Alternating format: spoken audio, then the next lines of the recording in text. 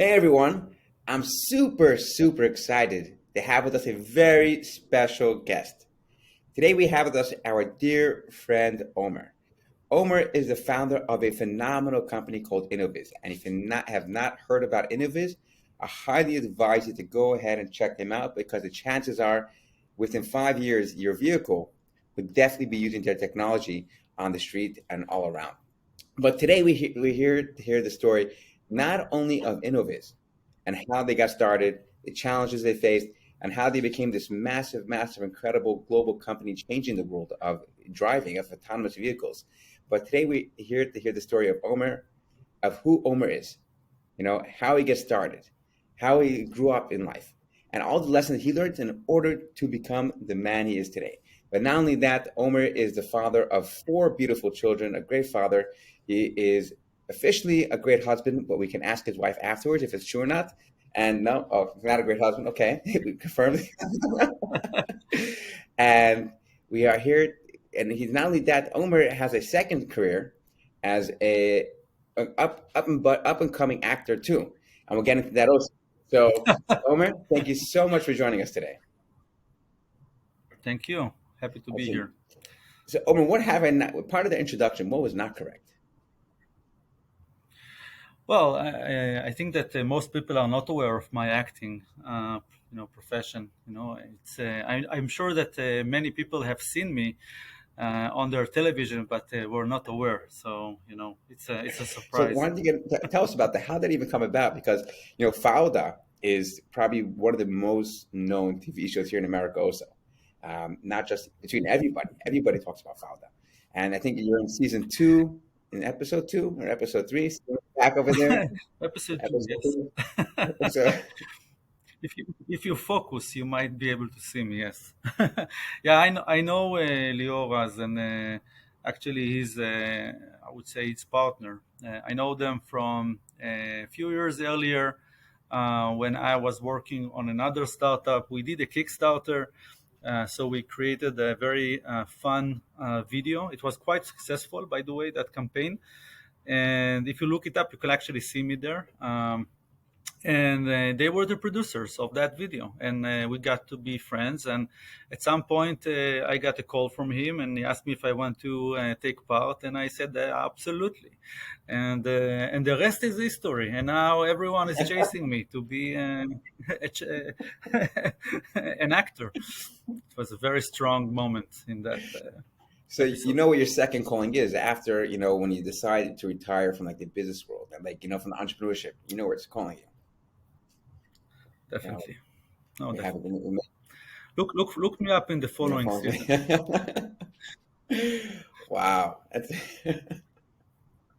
But it must like, after all that preparation going into the acting and everything that, I'm sure you had to do that set so many times. And only at the end you come out, you see yourself only for a brief second. Does that like suck? No, no, I didn't expect anything. I was lucky that the guy next to me didn't survive the cut. Wow.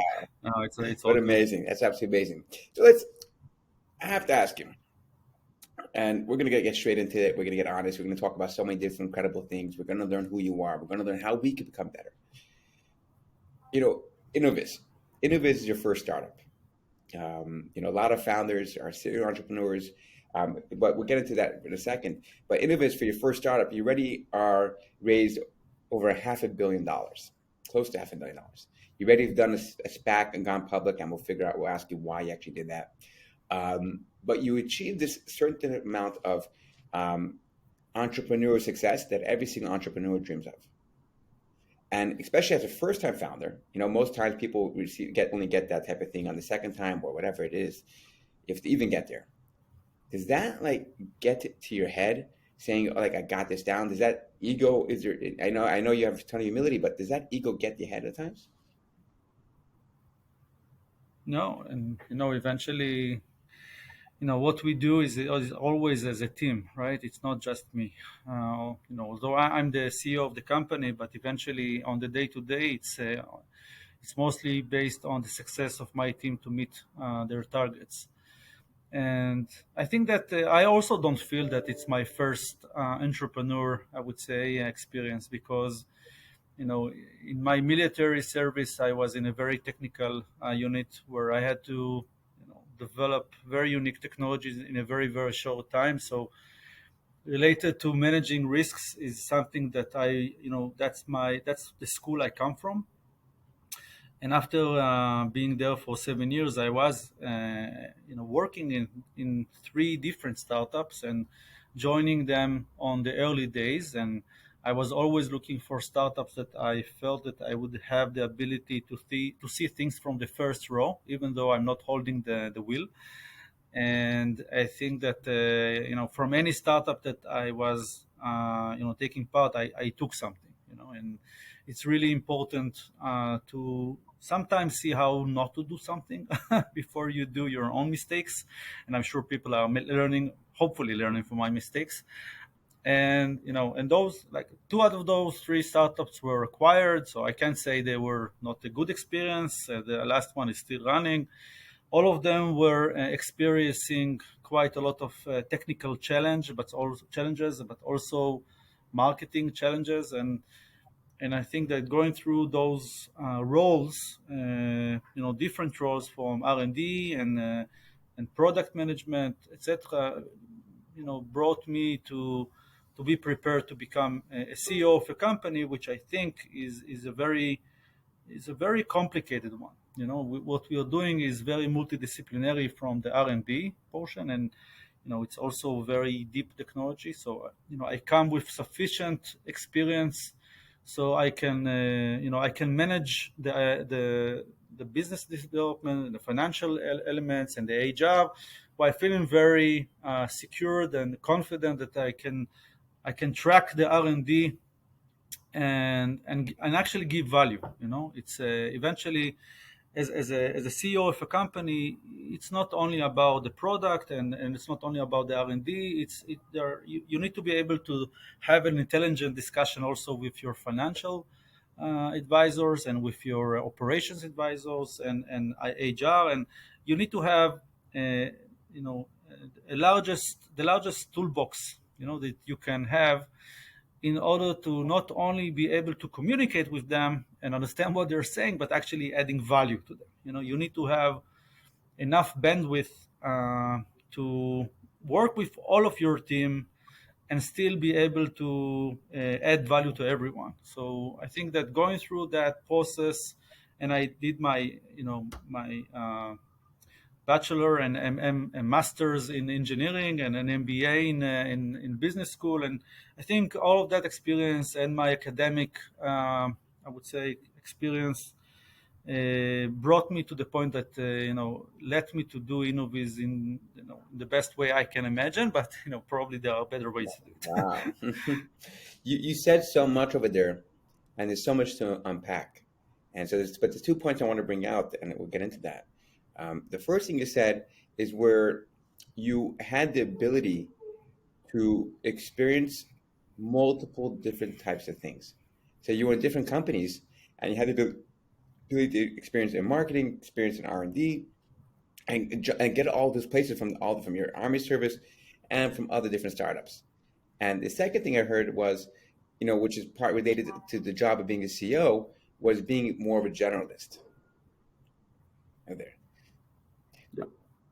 Oh, you're right. It's you can't only focus on where you're comfortable with, right? I mean, if I had to choose, I would love to be in the lab all day, right? I'm actually doing that quite a lot, and because I do enjoy that.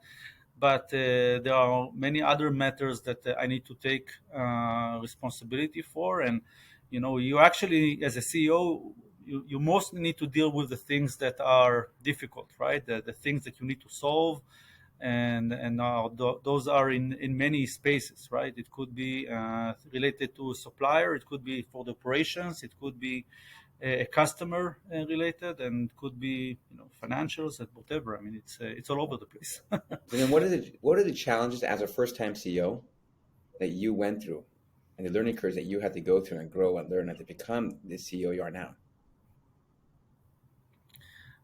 Well, I remember the first time that we had a company meeting, And it was an awkward moment for me that I was in different startups, and I usually, when I would attend a company meeting, I would listen, to the CEO talking, and then it was an awkward moment. There were actually quite a lot of people because we hired a lot of people from day one, and I kind of realized that, oh, that's actually me now talking. It was, and everybody's looking at me to talk, and you start, and eventually you need to be the compass. Like, you need to be able to show people the path, and in a way, it's your duty to give them challenging targets and continuously work with them in order to understand the complexity, the difficulties, but also, be connected to the market and understand, always if your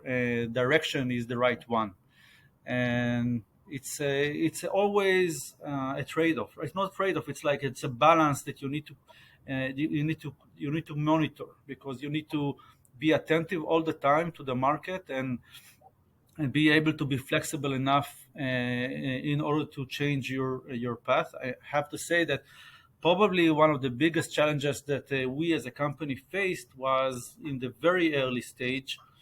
I started Innoviz believing that my task is to bring a very low cost LiDAR to the market. Okay, because everybody were talking about how expensive it is and big and unreliable, and I thought that if I will take the best in class LiDAR and just make it smaller and cheaper, it will be a huge success.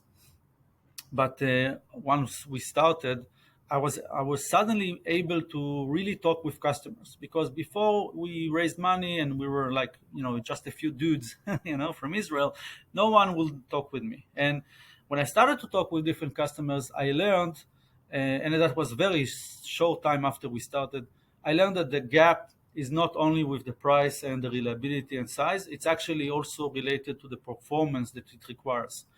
And it was a huge gap. It was, even the best-in-class LiDAR at the time that cost tens of thousands of dollars had a gap of about 3 orders of magnitude in terms of much higher resolution that is required, and longer range and frame rate. And it was, I would say, the first, encounter with a very tough reality, that what we were, planning in the first days to do is not enough.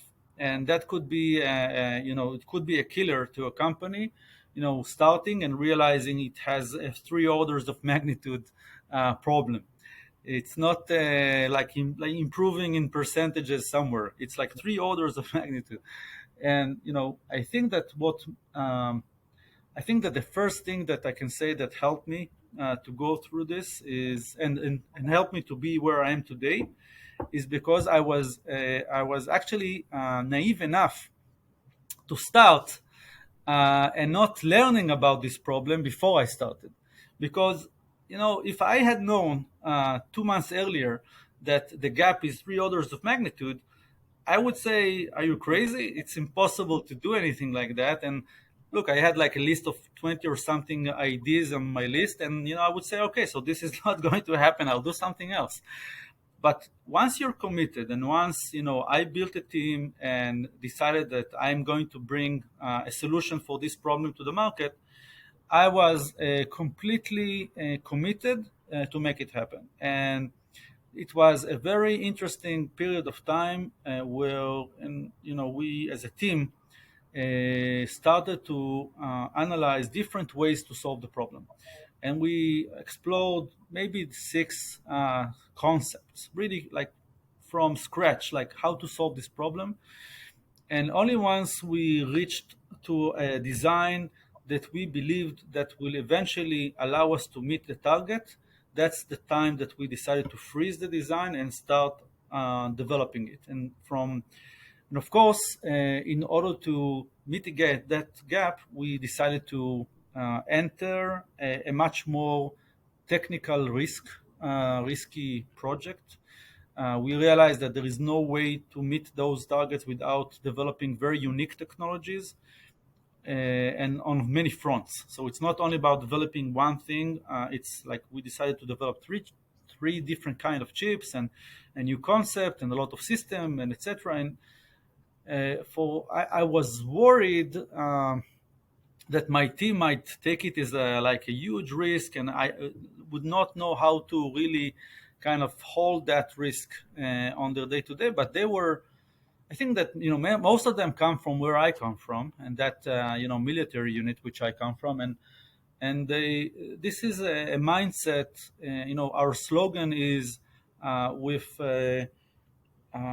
capabilities, passion, and commitment, you can do making the impossible possible. That's the slogan of the unit, and it's absolutely true. I mean, and that's yesterday I gave a lecture also to students in that are learning in entrepreneurship, and I told them that it's don't try to learn about all of the difficulties before you start trying to solve a problem, because I'm giving you a promise you will find more and more difficult ones once you start. And if you will decide not to pursue your mission because you thought it has problems, I promise you that you don't know half of it. And if you think the problem is important enough to solve, you just need to do it and decide to commit to it.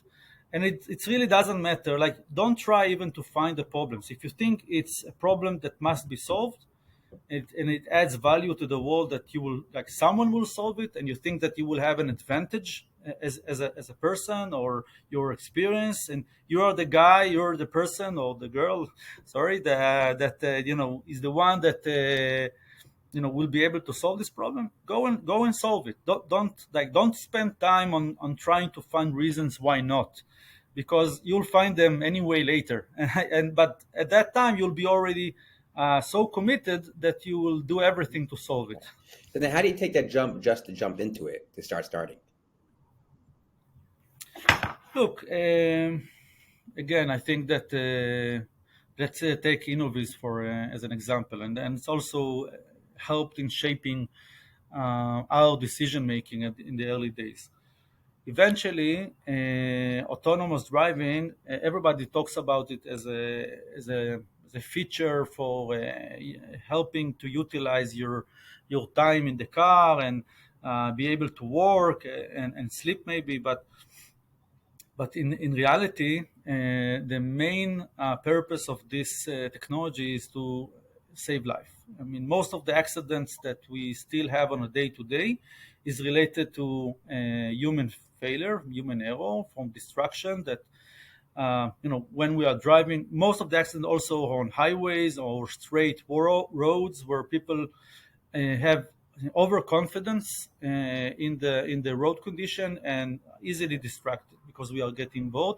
That's actually where the technology is the most easy way to solve the problem. And I used to drive a motorcycle a few years ago, and after a few years, I decided to stop driving a motorcycle. And I remember that day where I felt super lucky. I felt that I survived driving a motorcycle, because as a motorcycle, you believe that you're a target, that like you're in a very bad statistics. And if you think about one activity that we do on a day to day that is still exposing us to the highest risk is it's driving. And that's definitely something that probably we got used to it. But at some point of time, we will all feel lucky, hopefully, that we survived. And I think that 50 years from today, you'll ask someone to drive, and they will look at you like you're crazy. You're crazy. Why would I do that? It's like insane. And I think that it's something we all should inspire to make happen. Now, going back to our story, the biggest, or one of the biggest bottlenecks to making that a reality is the lack of the right technology, and in very specifically lidars, which were very expensive and not good enough. And I saw ourselves, Innoviz, as the one that are devoted to make it happen. And in that sense, we were not accepting any shortcuts. Okay, so while some of our competitors, and I always told my team, we are not a company that is planning to. I mean, I didn't start Innoviz to sell lidars. Okay, it's not. I don't care about selling lidar. I'm not in the lidar business. I am in the business of enabling autonomous driving. And once you set your target in such a way, you need to understand first what are the requirements. And if you're going to waste your time in to develop a lidar, but eventually that doesn't meet the requirements, you're wasting your time.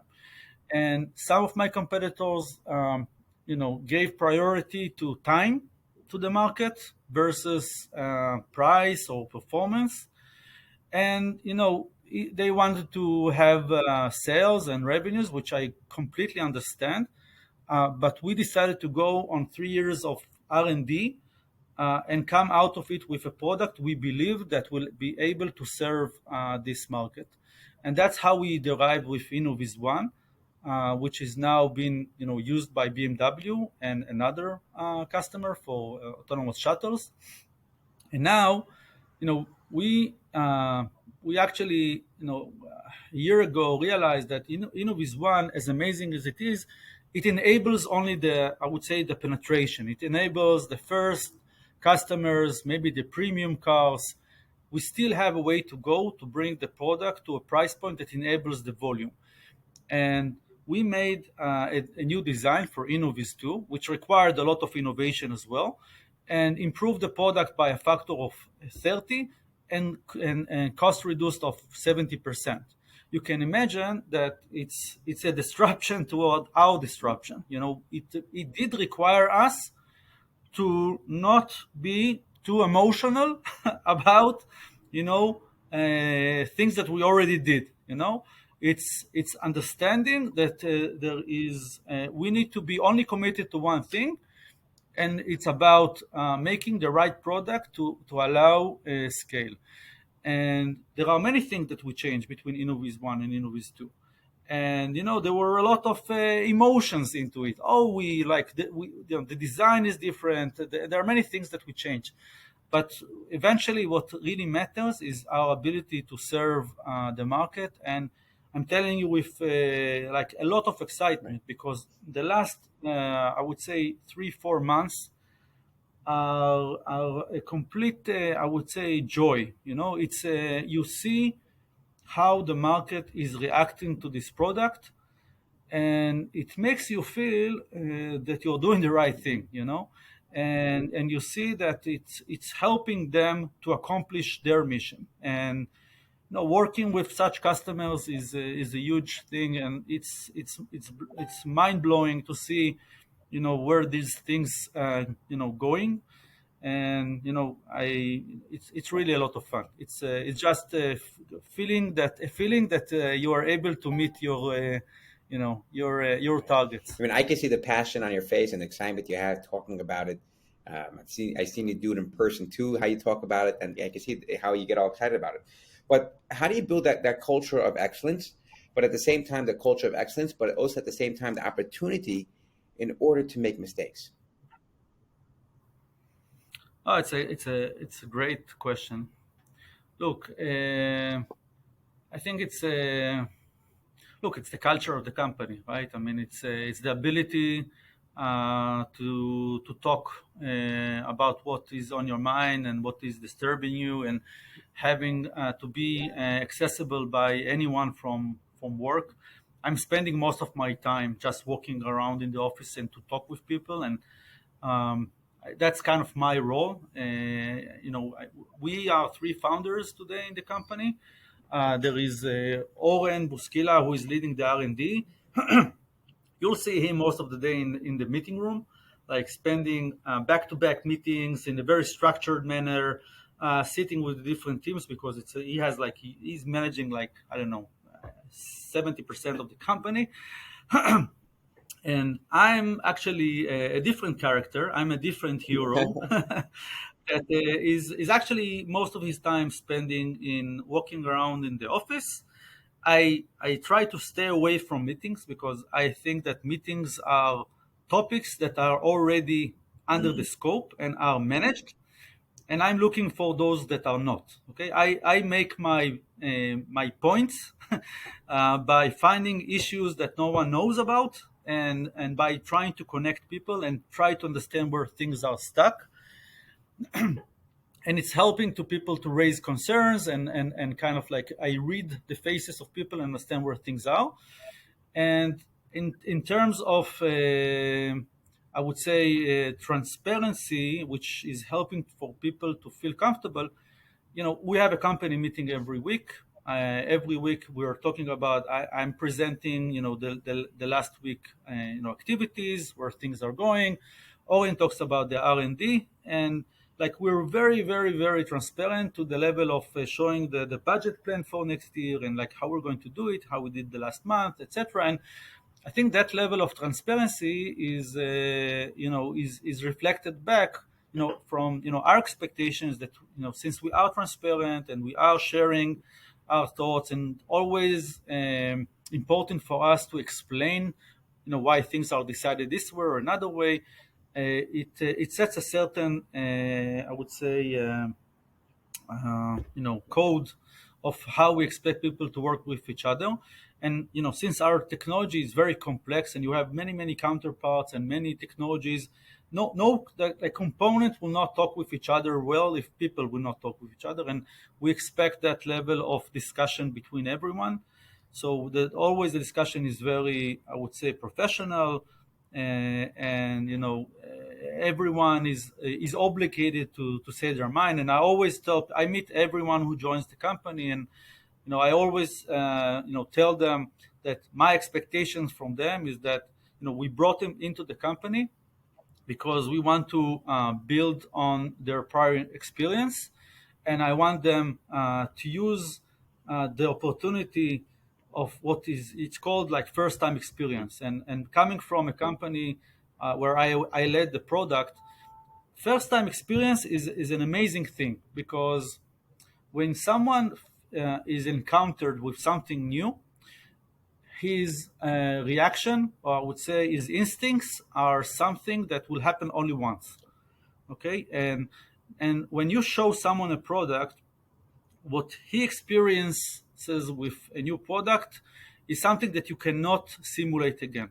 So in the last company, we interviewed people about the first time experience, and I always knew that it's not that I can fix something and go back to them and ask them, because that experience Right. is lost. Like, it's only for the first time. And I tell people that joining the company, whatever you might think in the first 3 days are things that you will forget 3 months from today. You might remember them later when something happens, and you will ask yourself, whoa, I actually remember feeling uncomfortable, with what I saw, but I felt that the guy in front of me was so confident, then I definitely cannot argue. And I tell them it's the opposite. I want you to ask the question. It's the time to ask questions. Put a magnifier on any emotion that you think about anything you're presented with, in order to give us your thought about what we're doing. And I think that gives people the permission, right? Or I would say the request to take part, to not to wait with what we expect them to bring to the table. And I think that it's kind of like bringing them into to the responsibility, right, of being part of it, and not say, oh, someone said it and like I had to accept it. It's like from the first day to be part of what we do and also be responsible.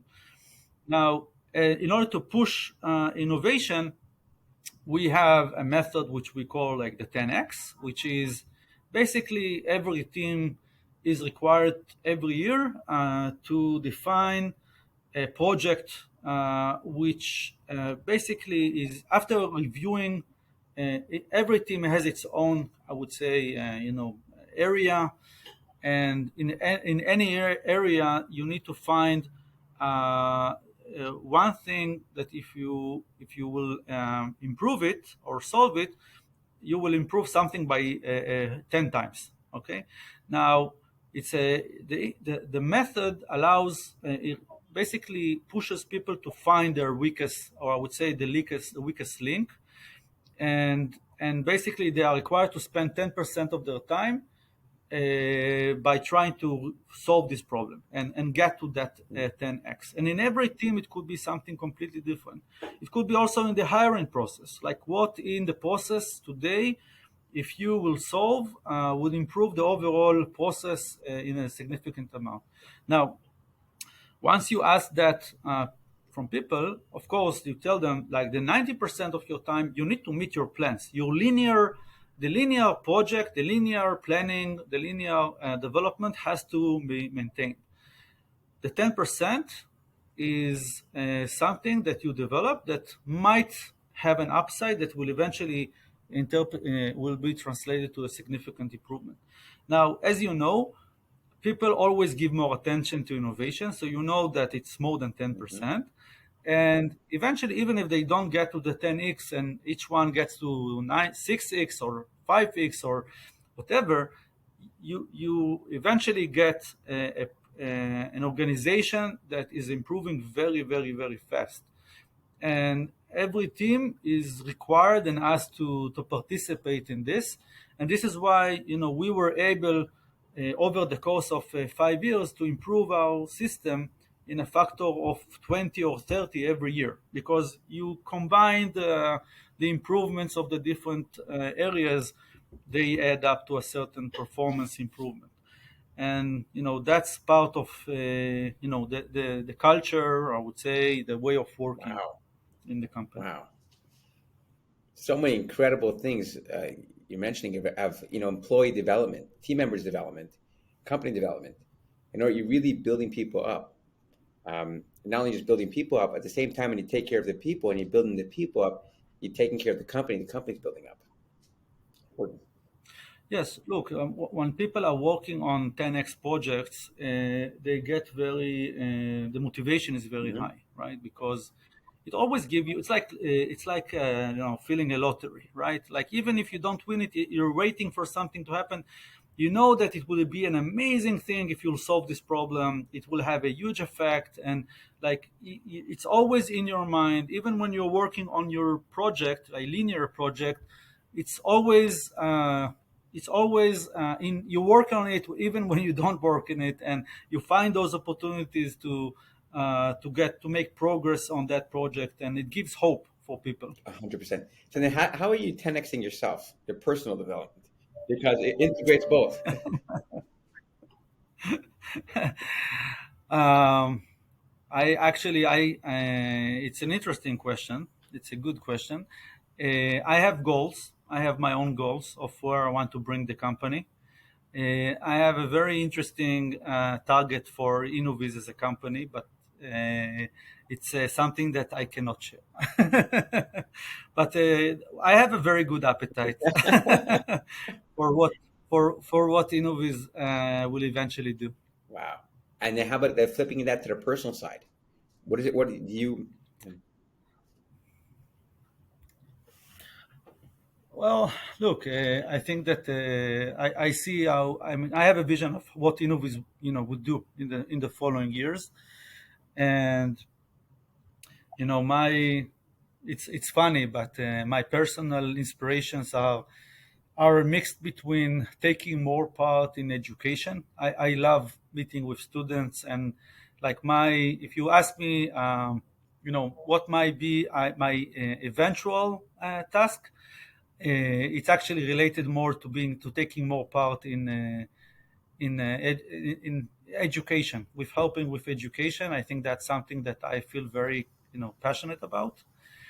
But that's my personal kind of my it's like Omer, what he loves to do, and like what he enjoys. I do meet students every week. We have in Innoviz. We did we called out for 10th graders or ninth graders to come to visit Innoviz. We thought it's a good time just before they make their decisions on what they want to do in life. and we thought that some, I would say, encounter with an high-tech company that is working on an interesting technology and can find maybe individuals that they feel like they might want to be when they grow up. And we bring the engineers, the female engineers, and basically tell them about what we do. And I want to believe that some of them might say, okay, this is kind of like how I want to see myself in maybe 10 years from today. And I had very good encounters with some very young students that I'm sure they will start their own startup one day after this meeting. So it's something that I do, and I think many people from Innoviz also love to participate. I think that's I think many people from the work, like from employees, appreciate the fact that we are taking part. And it's really it's not for people that we hire tomorrow, right? So it's really completely clean in the terms of doing something for the society, and not just for us, not for for the company. And I believe it's the best investment that anyone can do. And by the way, I tell my colleagues, and I'm referring to other CEOs of startups, um, this is something that everyone should do, really. I mean, when we called out to those high schools, we got a request from over 100 high schools. I'm not talking about classes, high schools. And it's like you can see what's the hunger or thirst, I don't know how the right term, for them to make that exposure to students. And like I mean, I can do once a week. I mean, happy to do more, but I think that there is a strong desire by students.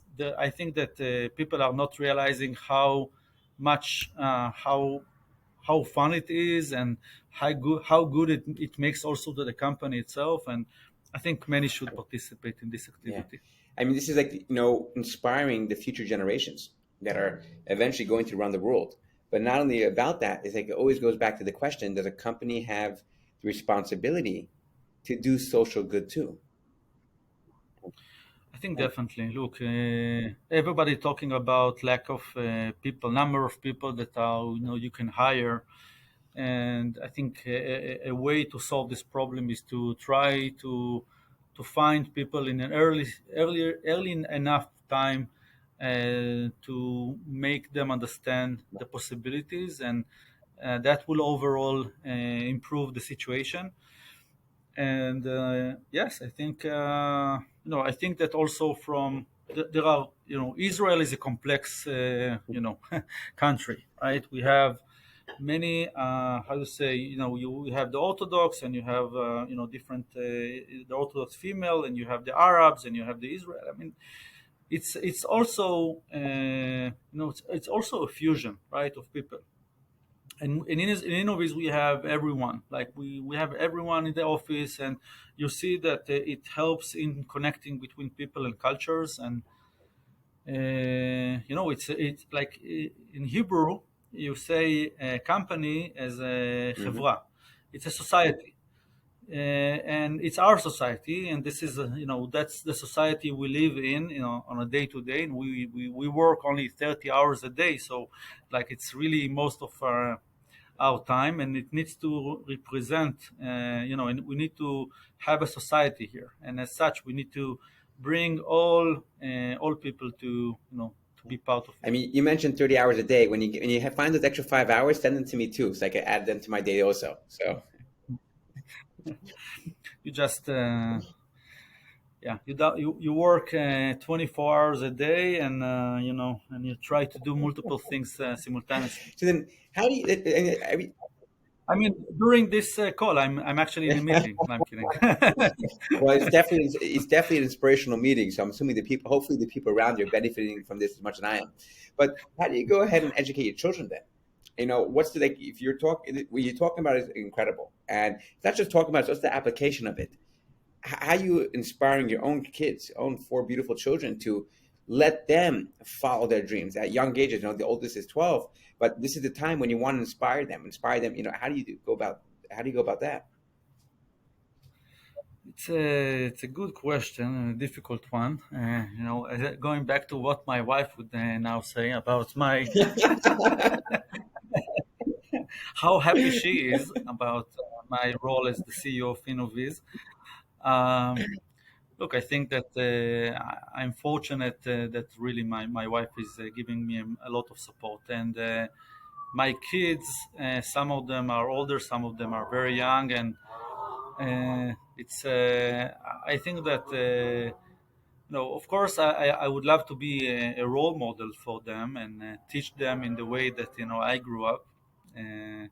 No, it's I only can wish that they will be happy with whatever they will choose to do, and I'm always there to support and help. But they're very young, so I'm not putting any pressure. So Well, you know how it works these days. The role models. I mean, the role models start from a very young age. It's not all of a sudden like when a kid is 15, 16, 17. The most important education is when the kid is before 12, when they're still looking around and they're able to feel all different types of sensitivities, and this is where everything else comes in. But it's also the role models have flipped to where, as in the past, role models were celebrities and sports people. The role models these days are the entrepreneurs, where everyone's seeing the creator economy. Everyone's seeing, the Elon Musk, the Jeff Bezos, and the Omer. That's what people are seeing these days, and that's what people want to emulate and to become those people. no, I agree. I think that the society needs some heroes. It's important to have some heroes that I think young children could really look at and say, okay, this is someone that I appreciate and I want to follow their leads and maybe try to learn, how they reach where they are. And, that, by the way, when I meet young employees or students, I actually tell them that in the first step in their careers, it is important to work in a workplace which is I would say large enough, and you have enough different types of people and actually activities that you will be able to find your light hour, right? I mean, you want to be able in every place you are to find those people that you can learn from. And this is why it's important that when you start your career, don't find like a very small company that you're very much going to be affected by a small amount of Yeah. people and their activities. It's important that you will have a very broad view of people and responsibilities.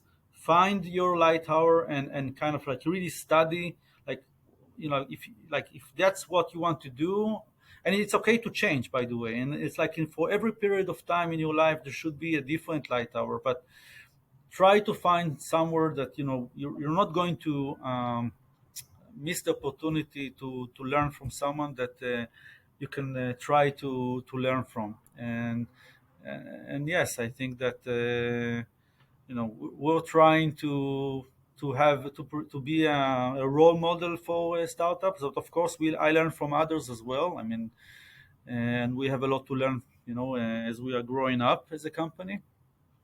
But we're trying to be a good partner to anyone. So who was your light tower that took the chance upon you, that gave you that opportunity? Look, I think when I started, obviously my first chairman of the company and the person who gave trust in me and gave me my the first money to start the company, Zohar Zisapel, who is also very famous in Israel. He's considered like the Bill Gates of Israel. He's a very known individual, very smart person, and in many ways, I was very lucky that he trusted me and gave me mentorship in the sense that I was able to, get his advice when I needed, and he was very supportive. And I think I was very fortunate Right. to have Wow. him. So then, what message do we tell young Omer? A young Omer, graduating university for the first time, and he has the whole entire world in front of him. He can either pursue his Hollywood career and try to make it as an actor somewhere, or he could work in some type of farm and raise goats and cows and do farming, or he could go the entrepreneurial route, or he could just go get a regular job. What message? Or be a cast of Fauta. Uh, Look, I love what I do. Really, I mean, I can't complain. I'm part of something that I believe. I mean, I tell people, even for me, Omer, it is very important that when I wake up in the morning, I know that I'm going to give 300% of my love and heart and passion to something that I truly believe in, and that's the best gift I can give myself. And I truly believe that what we are doing is going to make an impact. I believe in what we're doing is the right thing. I see, eventually, Innoviz becoming a very meaningful player in bringing safe autonomous driving to the market. And I'm fortunate to be where I am. And I would tell young Omer not to give up and pursue your dream and be naive and don't be afraid to do big things. Wow. Omar, I know, if we didn't have a hard stop, we could definitely talk for another hour, not even a question, because I can't even believe that the hour flew by so quickly. And I mean, there's so much to. We just started the conversation, and there's a much deeper conversation we I obviously need to have over here, which I believe. told you, wait for season 4. But there's no words to thank you. I personally have learned a tremendous amount from this conversation. Um, and a lot of it is, first of all, following your gut, following your dreams.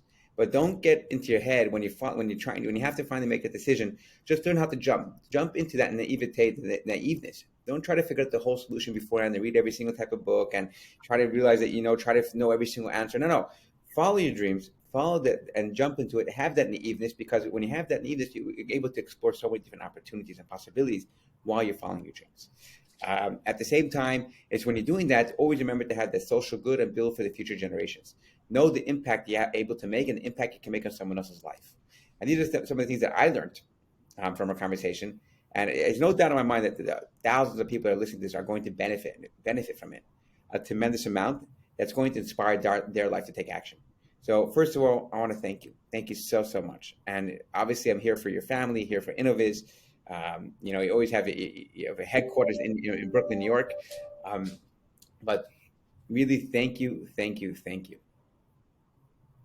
You're welcome. It was fun. Thank you. Bye bye.